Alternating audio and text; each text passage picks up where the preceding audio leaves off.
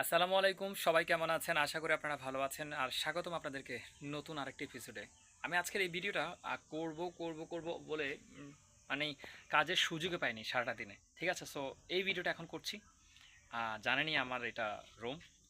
তো এই রুমে আপনাদের সাথে আজকের এই ভিডিওটা কথা বলছি। তবে ভিডিওটা খুবই ইম্পর্ট্যান্ট। আপনারা যদি একটু মনোযোগ দিয়ে শোনেন তাহলে অনেক কিছু বুঝতে পারবেন। কেননা যারা মুরগি লালন পালন করছে বা যারা খামারি, একটা বিষয় আছে যে অভিজ্ঞতা বলে একটা কথা আছে। সো যারা অভিজ্ঞতাকে কেন্দ্র করে এই নিয়মে মুরগি লালন পালন করে, সো তারা কিন্তু খুব ভালো সফলতা অর্জন করতে পারে।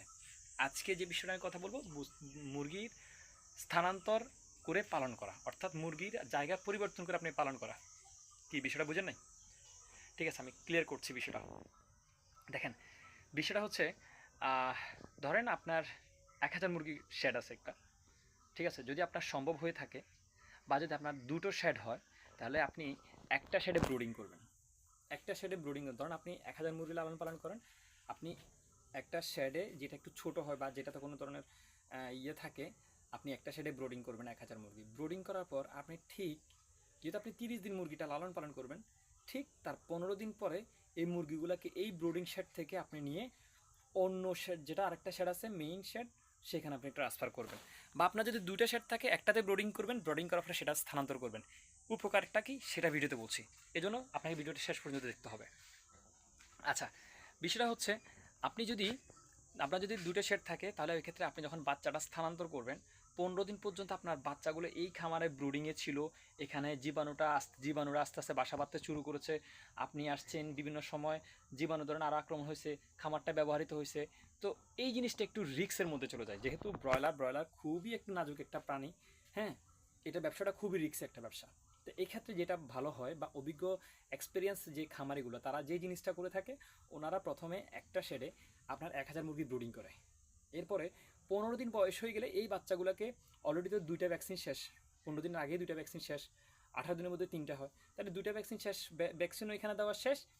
আপনার বাচ্চার বয়সও 15 দিন হয়ে গেছে। আপনারা এখান থেকে রাতে বাচ্চাগুলোকে ক্যারেটে করে আরেকটা শেড আছে সেখানে আপনার ট্রান্সফার করবেন।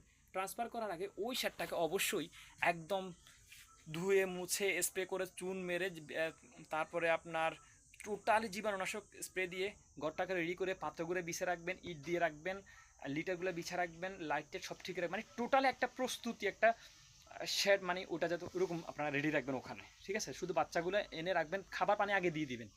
তাহলে খাবার পানি আগে দিয়ে দেবেন, বাচ্চাগুলোকে এনে জাস্ট রাতের বেলায় লাইট অফ করে বাচ্চাগুলোকে ধরে নিয়ে এসে মানে ক্যারেটে করে এনে এখানে ছেড়ে দিবেন। এখন লাভ কি? তাহলে মুরগির সবচেয়ে যে রোগগুলো হয় তার মধ্যে ম্যাক্সিমাম রোগ হয় লিটার থেকে।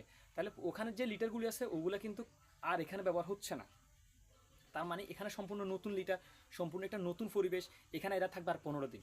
তার মানে ওরা যে রিস্ক জোন থেকে ছিল ওখান থেকে এখানে চলে আসছে, তার মানে ওরা নিরাপদে চলে আসছে, একটা ভালো একটা পরিবেশে চলে আসছে। একদম লিটারগুলো সুন্দরভাবে আসলে একদমই নতুন, ব্র্যান্ড নিউ। সো টোটালি ওদের থাকার জন্য আদর্শ একটা জায়গা হচ্ছে নতুন যে আদর্শ যে শেডটা, সেটা।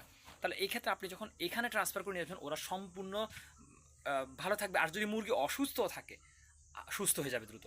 কেননা একটা নিয়ম হচ্ছে, মুরগির যখন কোনো মুরগি অসুস্থ হয়, সর্বপ্রথম যে কাজটা করতে হয়, যে কোনো ভাইরাস যদি আক্রমণ করে, তাহলে ওই ক্ষেত্রে ওই সাইডের সর্বপ্রথম যে কাজটা হয়, লিটারটাকে চেঞ্জ করতে হয়। তাহলে এক্ষেত্রে লিটারের বিষয়টা আপনাদের ক্ষেত্রে চেঞ্জ করতে হবে। আপনারা তো চেঞ্জ করে ফেলছেন, আপনি যখন নতুন ওই পুরনো ঘর থেকে 15 দিন বয়স থেকে আপনি যখন বাকি 15 দিনের জন্য এই খামারে নিয়ে আসছেন, তখন দেখবেন যে আপনার এদের কি হয়ে গেল, এরা ভালো একটা পরিবেশে চলে আসছে। যদি অসুস্থ থাকে আরও দ্রুত সুস্থ হয়ে যাবে। ঠিক আছে বন্ধুরা? তো মোটামুটি টোটালি একটা ভালো একটা জিনিস হচ্ছে এই নিয়মটা যদি আপনি ফলো করেন, মুরগির দ্রুত ওজন আসবে। মুরগির ওজন আপনার দ্রুত দ্রুত যেমন ওজন আসবে, তেমনই মুরগি সুস্থ থাকবে, এটা গ্যারান্টি থাকতে পারবেন। এবং আপনারও একটু ভালো লাগবে নতুন পরিবেশে যখন আপনি মুরগিগুলো দেখবেন, মুরগিগুলো চলাফেরা করবে, মুরগিগুলো যখন খেলবেন। একজন খামারি হাসি তখনই ফুটে যখন তার মুরগিগুলো, খামার মুরগিগুলো দৌড়ের উপরে থাকে, তারপর মুরগিগুলা লিটারগুলো উলট পালট করতে থাকে, মারামারি করে, তখনই একটু খামারে হাসি মুখ থাকে, কারণ তখন খামারে বুঝে না যে তার খামার মুরগিগুলো সুস্থ থাকে, সুস্থ আছে। আচ্ছা, এখন যেই খামার থেকে আপনি মুরগিগুলো নিয়ে আসছেন তার কি কন্ডিশন করবেন? তাহলে সাথে সাথে পরের দিন আপনি যখন নিয়ে আসবেন সকালবেলা, এখানে খাবার পানি দিয়ে আপনার তার কোনো কাজ না, তাহলে আপনি ওই খামারটাকে আস্তে আস্তে পরিষ্কার করে চলবেন। এখানে আদার্স কোনো লেবারও লাগবে না, কোনো কিছু লাগবে না। আজকে আপনি একদিনে যদি মাকড়সা ভাঙেন, পাত্রগুলো বের করে নেন, পাত্রগুলো ধুয়ে রাখেন, মাকড়সা ভাঙেন, আশেপাশে নেট যেগুলো আছে সেগুলো ঝাড়াটা পরিষ্কার করেন, পরের দিন আপনি যে লিটারগুলো আছে সেগুলোকে আস্তে করে নিয়ে দূরে কোথাও ফেলে দেন, এরপরের দিন আপনি এটাতে সুন মেরে দেন। তার মানে আপনার কাজটা কিন্তু আপনি নিজে একলা করতে পারতেছেন, কাজের কোনো তেমন বেশি প্রেশারও পড়তেছে না, আপনি 2 দিন বা 3 দিনে মিলে আপনি খামার ওইটাও রেডি করে ফেললেন।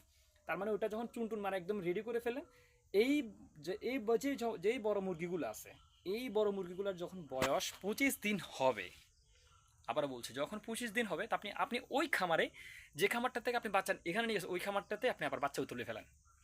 কারণ এই বাচ্চাগুলো এদিক দিয়ে ব্রোডিং হবে, ব্রোডিংয়ে তেমন কোনো আপনার পরিশ্রম নাই, এক্ষেত্রে এই বাচ্চাগুলো বিক্রি হবে, এখানে আপনি এই বাচ্চাগুলো বিক্রি করতে হবে, এগুলো দেখাশোনা একটু বেশি করতে হবে, এদিক দিয়ে এই 5 দিনে এরা ব্রোডিং হয়ে যাবে।